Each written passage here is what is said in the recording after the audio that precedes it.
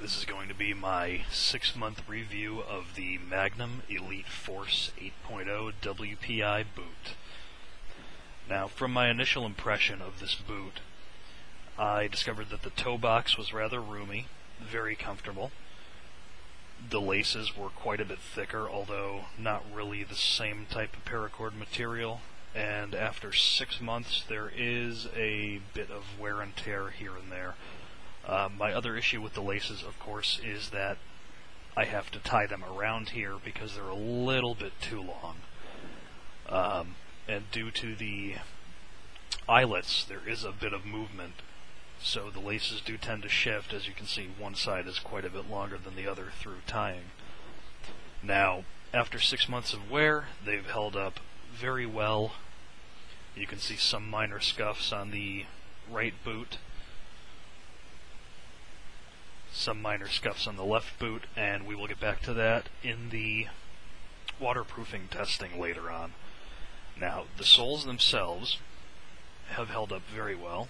As you can see, after 6 months, there's still the initial patterning that came from the factory.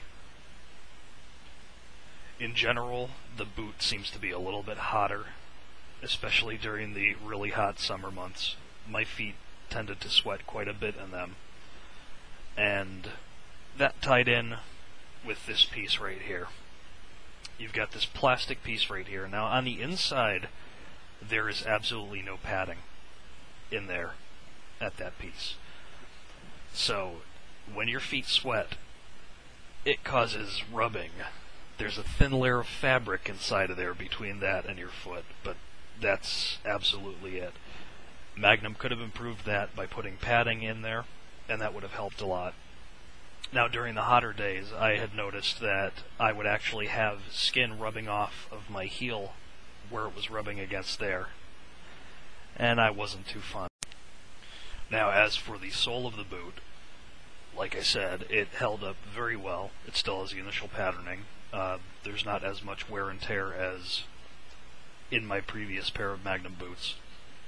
Now, when they are clean, mind you, right now there's a layer of boric acid on them due to cleaning the carpets, and it kind of stuck on, but it hasn't really affected the soles at all.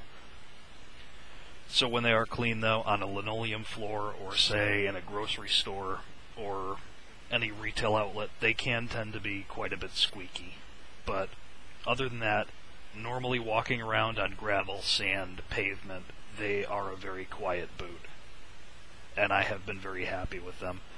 I can't attest to their slip resistance other than in rain on concrete, but I will try to update this video during the winter.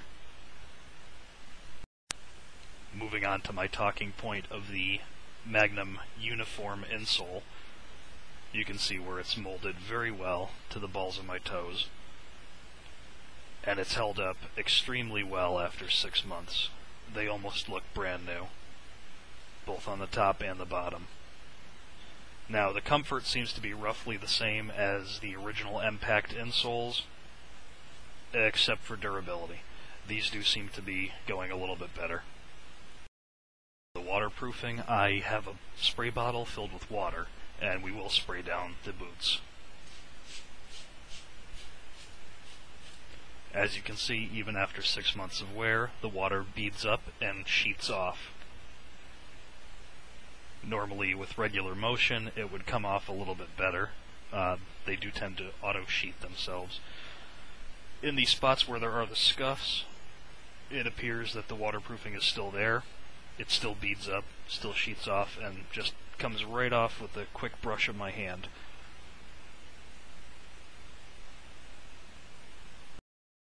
Pair of boots. I find them to be high value at the cost of, I believe, $160 retail. That's about what you'd expect. A comparable pair of Bates, I believe, would go for $120 retail. It's very nice to have the all-leather construction without the mesh side panels anymore. But, as I said, that does tend to increase the heat during the summer months. And it should help insulate during the winter. But I can't speak to that yet, as I received these boots in April. Overall, it's a great product from Magnum, yet another hit, except for that one minor issue of the back piece on the heel. But keep up the good work, Magnum. You'll eventually get the perfect boot, I'm sure.